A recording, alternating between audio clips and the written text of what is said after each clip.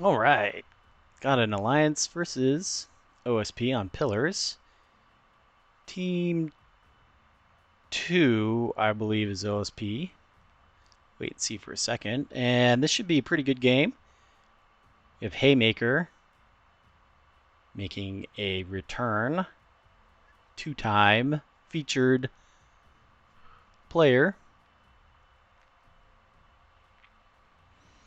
All right, as far as deployment, pretty standard stuff coming out of, I'm assuming this is the ANS here, using the D pillar to hide what I'm going to assume is the famous right flank.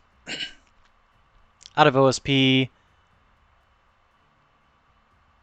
heavy deployment on the top here. At least two separate players are going up there. I would assume this one is going to be an EWR. We might see some missile play out of these. Possibly railguns. I'm not a huge fan of railgun play, but I would love to be proven wrong for their effectiveness. Then we have the B-cap. And I'm assuming this is a monitor swarm here. Same for over here. All right, we need people to hit that ready button, and we'll see what we have happen here.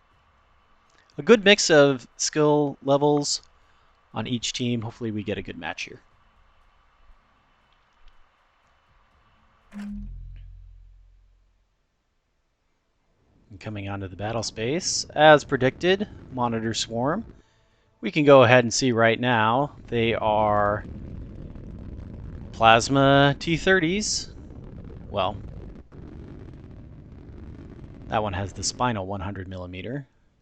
Wonder if they're all made like that. Does appear so. I believe the stats on the plasma turret are almost identical to the plasma spinal, but they do get a slightly better angle of fire here. So that's plus a capping corv with a pinpoint on it. Interesting. I wonder if this is going to suicide A, in which case not sure why it has those on there. Let's see for the rest of OSP. We have, yep, railguns on the top, as foretold, along with, there's the EWR. Another T30 plasma swarm. This looks like it might be slightly modified from Task Force Garnet in order to shove a rocket shuttle into it. And rounding out the team is a C-65 along with an interesting spinal plus T-30 and an LRT and a rocket shuttle. I do like this a lot. These individual shuttles give a lot of capping power. If they manage to catch a ship out of position, they can always rocket it, which will do a lot of damage. So, interesting setup. Very, very heavy on the monitors. Will be a lot of plasma flying this game. On the other side, we have a frigate swarm. Looks like 8X S3s. Gonna guess these are torpedoes, which they are. Haymakers bringing a 250 Axford, a pair of them. Holly with a hybrid gun missile.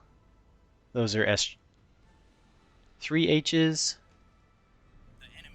along with a S2 missile frigate. And lastly, we have gun CLs plus S3H backpacks. And looks like just a point defense. Corv. As far as initial move, as expected, here comes the right flank. As far as pacing wise, this is pretty much on brand for this type of play.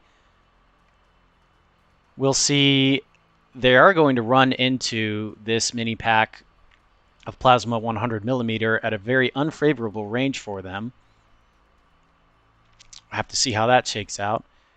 OSP manages to secure A. We have 2 capping shuttles there, as well as B. The bulk of the forces actually staying close to their cover. They appear to know that with this 3 cap, the ANS has to come with them and are prepared to keep their monitor swarms in cover until they need to pop out and dish their damage. At this point in the game, it's a very dangerous situation for the ANS. They haven't spotted any of the fleets. They know now that there's nothing in the middle. That should be very worrisome for the players on this flank. Especially pushing into OSP. You know they have that ambush capabilities to just kill whatever is there. One thing I do want to mention, if a big flank comes out like this and you're on the ANS side, you absolutely need to have a frigate, a corv, something with a big radar to come around this pillar and push in and make sure that you're not walking into an ambush. In this case, it looks like we might have a little bit of a ships passing in the night situation where these monitors are pushing up into the middle. Meanwhile, this flank comes out. They were spotted. Someone accidentally all chatted that they did see something. So this flank has been discovered. These monitors more than likely going to do an about face. Yep, we can already see them backing up, turning around. And in the meantime, they're going to fire at this corvette, which has revealed itself. There go its missile launcher. So much for that corvette getting off a cheeky play. The jammers come out, shutting off the rail fire. Meanwhile, 450 is going back at them. But at this point, the cat is out of the bag. This LN plus monitor fleet is repositioning, as is this other monitor fleet. And the ANS is in a really not an insurmountable position, but they do need to be careful here. They've seriously committed the majority of their forces over here. Let's see if this ship has managed to get its missile strikes off. It looks like at this point it has fired. Doesn't appear to have done much damage to anything. This is taking 450 fire. Oh, interesting. I thought this was a second rail line ship, but it's actually a C-65, and it is being pummeled.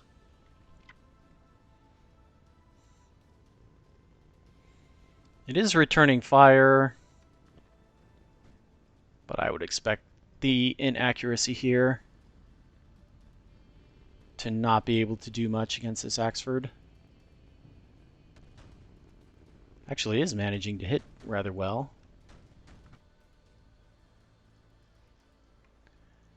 Not sure. Maybe this shuttle is providing the sensor? Ah, yes, it must be. Here comes a rocket strike. It's well within range, and nothing is firing at it.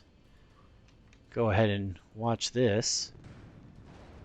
Delicious snackies that's about to happen. There it is.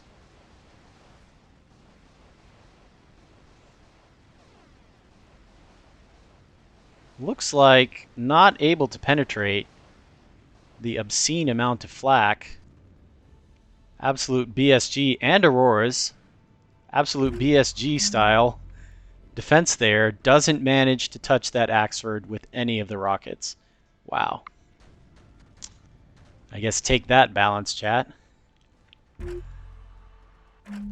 That must have been certainly less than 3 kilometers, maybe under 2. And that shuttle getting hit by hybrids and is out of here. But here come the monitors, plus the line ship. There is an awful lot of firepower available to the ANS on this flank. Will it be enough to shut down these monitors? Suspicion says yes. For some reason, inexplicably, the monitors are not on target as they unmask around this rock.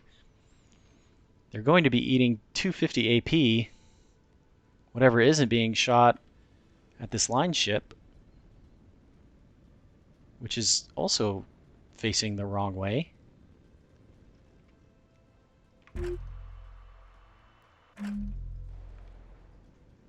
Some rather odd commands are being given to these fleets on this side. They're definitely struggling getting their weapons on target, especially considering this was a case-mated plasma. It looks like they won't even be available to be shot on target before the ANS pulls back. This play, very wise of the ANS. They've seen the danger of the plasma, the 100 millimeters. They've identified that if they stay in this position at this range, they are going to get swamped by both of those weapon types. So they are wisely pulling back. A great play from the ANS, but not a terrible one for the OSP either. By coming over here and cutting off this flank, they have secured their 3 cap for the time being. Let's see. Looks like these up high line ships have paid the PD tax. However, Corkscrew managing to get through, dealing a little bit of damage. S2H, not the punchiest of weapon to hit a line ship with. Let's see, these monitors have finally gotten their plasma on target. Unfortunately, a little bit late, as the ANS should have no trouble avoiding this fire. In fact, I don't think any of that plasma, no, none of that plasma connected. Elsewise through the map, the S3, the torpedo corvette, I should say, player has managed to get a cheeky corvette onto B. Looks like it's been sussed out by this other monitor group. That's going to be killed in short order.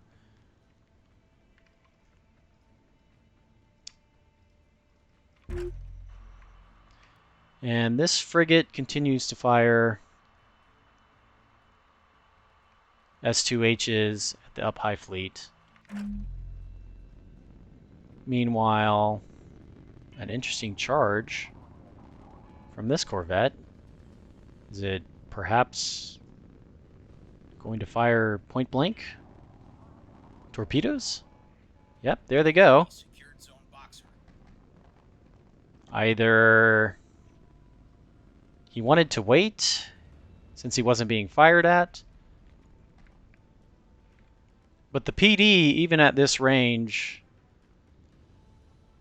looks like it's able to deal with this. Those rotary flak cannons do a good amount of damage, and unfortunately, it looks like torpedoes just aren't able to pierce the new strength of the point defense available. But this player still has a huge number of corvettes, and they have captured B and A at this point, so the control point pressure being applied to the OSP, definitely worthwhile for this player to bring this many corvettes, even if they don't manage to do much damage. A really underrated, at this point, strength of any fleet is to just bring a lot of ships that are capable of capturing points. Yes, you do want to kill the enemy, but at the end of the day, it's usually the points that determines the victor. And certainly, now the ANS can safely withdraw. They leave all of these monitors, this line ship, this other monitor, 2 players basically worth of fleets out of position. They're not able, or they don't realize that they need to be going for A. Meanwhile, ANS is sliding back into the middle, defending their points. A great play from ANS in order to force that off. And really something you don't see too often. Normally when a team commits to a flank like that, they will overcommit, play into the hands of the enemy, run into the ambush, and get decimated.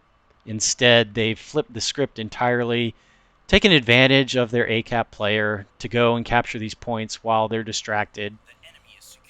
Done a little bit of damage, taken only superficial hits in return, and really now the OSP is in a bad way. They're going to have to push around into the center where the ANS can concentrate all their firepower. They still have this CL, hasn't fired all of its missiles. And then there's all these other corvettes hidden all around the map, ready to and willing to go in and recapture these.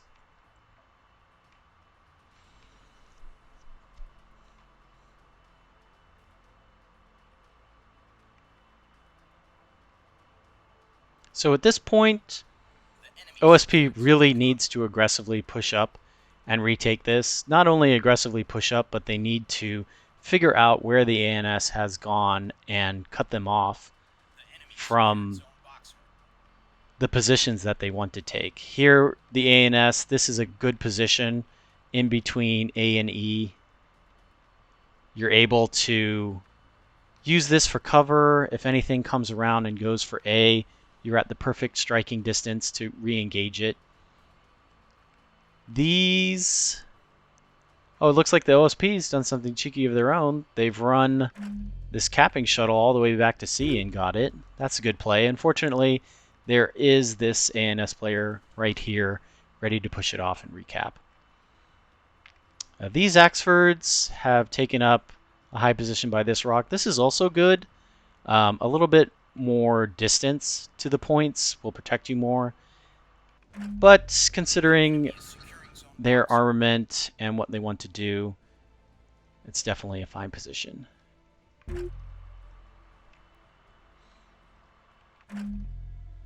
Now this is very dangerous. If the ANS decide that what they want to do is push this flank, that could already be a game-losing decision. By the time this fleet makes it to D, and if they continue to face this 3 or maybe even 4 cap, they won't arrive until the ANS team has over 700 points, which is really tough to claw back from. Let's see if these torpedoes manage to make it through any of these defenses. No, Grazer's coming in, Flak coming in, friendly fire AMM's coming in. Absolutely no chance. This is one of the really unfortunate drawbacks of the Corvette as a torpedo carrier. It just can't even hope to match the damage that a rocket shuttle is capable of. Those programming channels especially hamstring it. With the volume of point defense that's being taken by the average fleet these days, there's basically no chance that 2 torpedoes will make it through. You're almost better off putting a pair of size 3 hybrids and shooting them from farther off if you want to arm your corvettes. Meanwhile, a couple more missiles slam into this line ship, but don't manage to hurt it too terribly much. Gotta love that 35% damage reduction. Meanwhile, more S2Hs coming in on the high rail player. These are just S2s. Those are probably going to be easily taken out. Oh, not all of them. Many of them easily taken out by the point defense. Looks like this ship is still fully combat capable. And there go both those corvettes. Not the best of uses of these. Might have been better to sneak them under the rock, wait until most of the fleet is distracted with other things, and then go for the E-cap. But can't blame anybody for trying to get some pew-pew in. An interesting decision by these light cruisers, they've sensed that they have the opportunity here to take out this line ship, or they wouldn't be at this angle. This greatly exposes the voxels to 450, exposing this much of your hull. Not sure if these are going to make it to the recycle, but if they unload at this distance with this profile, they will certainly do a lot of damage. It looks like the voxels are going to be able to peel away before that happens, though. For a voxel, there's pretty much never a time where you want to face anything besides your nose at an enemy. Looks like missiles were able to take out that cheeky capping shuttle. Not sure why. I suppose this fleet didn't split immediately in order to recapture it. That's let OSP really regain the momentum here. They've also captured A, although they did lose the shuttle they did that with. Here come the plasmas. This is not a good position to be in. All of this 100 mil and a plasma, if it hits, is going to go into the engineering section of this Vauxhall. There goes the drive, or one of the drives. Looks like, yep, this thing is dead in the water. I mean space. Oof. And this other one is going to probably be shot by an obscene amount of 450s in the side, unless it can muscle on out of here. It is whiplash equipped. That is a unconventional choice after the OSP update. Most Vauxhalls are being equipped with Raider drives, which will allow them to dodge a lot better. And also don't have the Whiplash's terrible drawback of a turn speed debuff. This CL absolutely going to be exploded. Meanwhile, it looks like the missiles did finally apply enough damage. I'm going to guess that was actually the S3Hs that did the final work. Yes, all the SDM H300s have been fired. That's most likely what finally did these in. It's very difficult to actually kill a line ship with just S2Hs. Here come the Axfords. Going to get revenge for what they can. And they do manage to take out the single monitor of this fleet. The enemy is securing Zone Atlas. Meanwhile, the ACAP player has come back in. Looks like torpedoes have hit this, which is going to either kill it or take it off. RPF, okay, this thing is done, which means A will flip shortly back to the ANS. Score very even, 650 to what will soon be 500. This may have been a delaying play on the behalf of the ANS as they continue to cap B and A and C. We'll see if these monitors are able to stop this A cap. I don't believe they can. Meanwhile, this CL has been obliterated. It looks like most of that damage came from the monitor swarm. It is not in a good way. All of its armor burned off on this entire half of the ship. means that that 100 Hexy is just going to tear that thing apart. Someone on the red team continuing to give teammate orders, not realizing he's in an all chat. But that's fine. No one's cheating here, right? Are each of the different names different players? Yes. So we have 4 players per side, even though it says bot 1735. It's not a bot. So these are all players. It's 4v4. If you've never seen this game before, this is Nebulous Fleet Command. It is a tactical battling game right now. Each side creates their own fleets. They select the equipment that is brought on them. You have a certain points value worth of stuff that you get to take. Then you take them into a game, make them blast each other to pieces, and it's all good fun.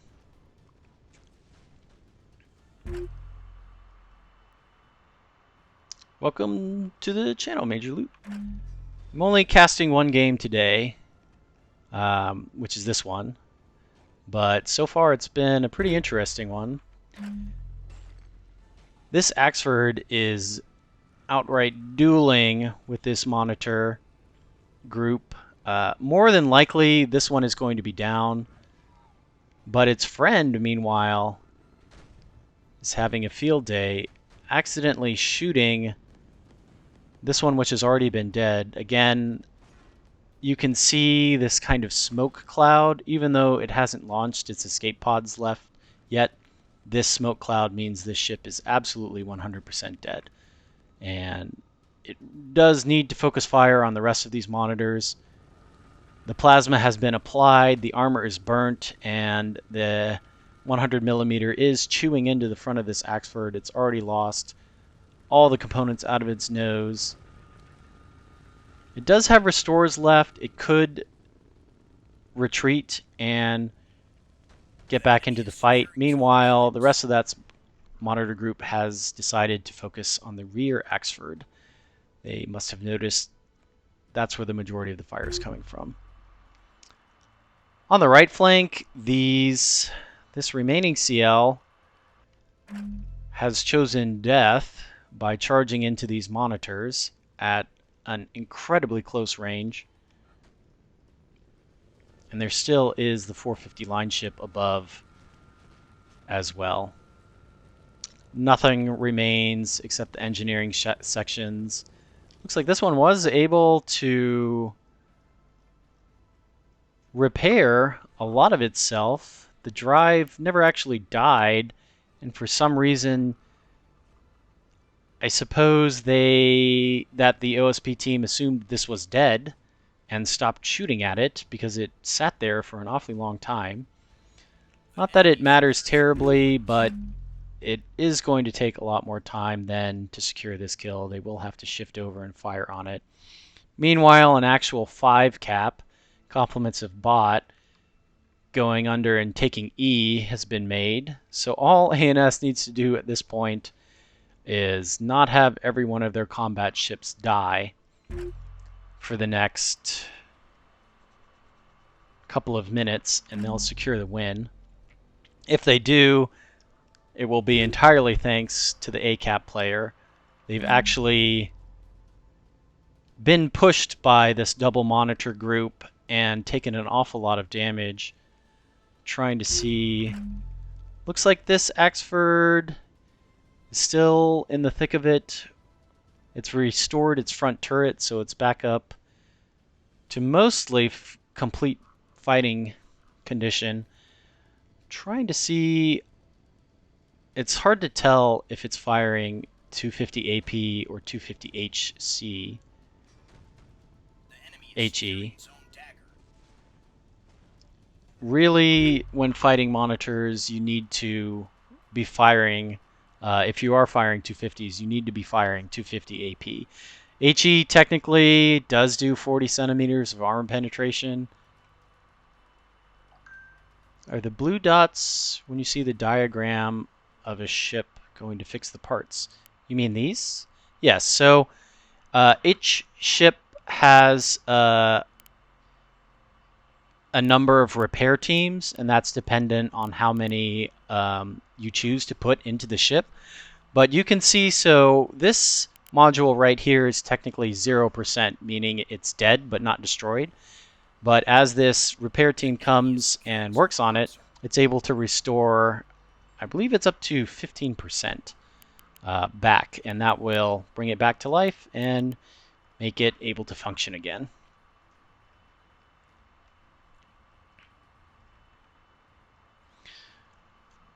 So the gun CLs on the right flank have been finally put out of their misery by this monitor swarm. Looks like they aren't taking any more chances and are firing until the lifeboats come out. This line ship is still chugging along. Actually hasn't taken an awful lot of damage.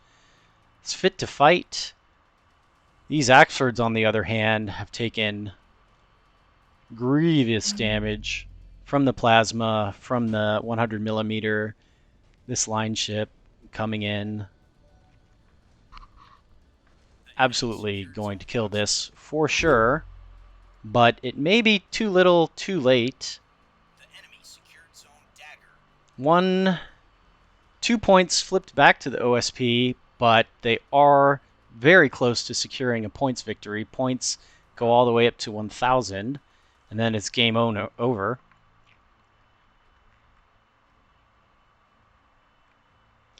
Taking an overview of the battlefield, so we have the CL fleet completely destroyed.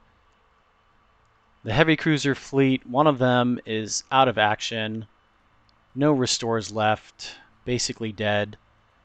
The other one is continuing to be shot at. This CL, it's sort of interesting. It's staying at this high overwatch position. All of its missiles are fired, so there's not too much it can do. Still plenty of corvettes from bot available to recap. In fact, one of them is heading for B right now. Meanwhile, on the OSP team, what was the right flank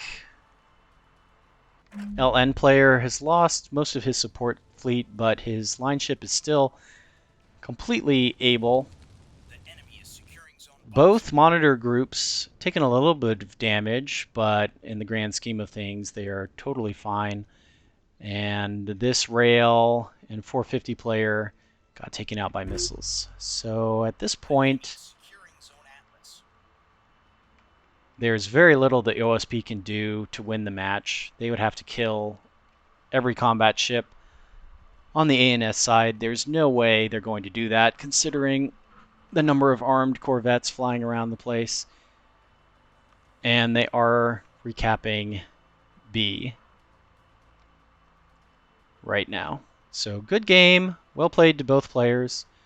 Hindsight analysis, I'd say definitely the ANS, even though they lost huge numbers of combat ships.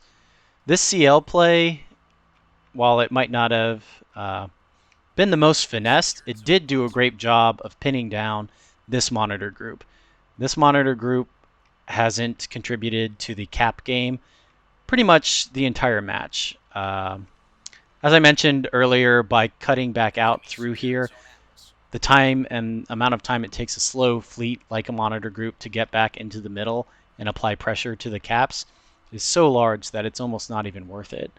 But you know, these CLs, they are armed with that 250 millimeter. They can hurt anything on the OSP. So it's definitely understandable why this fleet felt like it needed to push that flank and not get shot in the back. OSP, it's very tough for the OSP to fight this type of ACAP fleet with this many corvettes. Even though they have a lot of ships, they typically don't take a lot of capping ships unless you have someone who decides to play rocket shuttles. These line ships, these monitor fleets, they do take support ships, they do take like early warning radars, but they don't take something heavy and armored and armed, capable of pushing anything other than an unarmed scout off a point. So we saw that with this tug going down to A, eating torpedoes or getting shot, and other places as well. You really need to be mindful and have a plan other than just, I'm going to go in and blast the other fleet to pieces. Because if someone wants to play the cap game and you don't have an answer for that, it's incredibly difficult to turn that into a win. At least not without wiping out an entire side. And the ANS made an excellent decision to retreat on that left flank. They avoided that being destroyed outright fate long enough that their ACAP player secured all the points and got them the victory. So well played to both teams, and thanks for watching.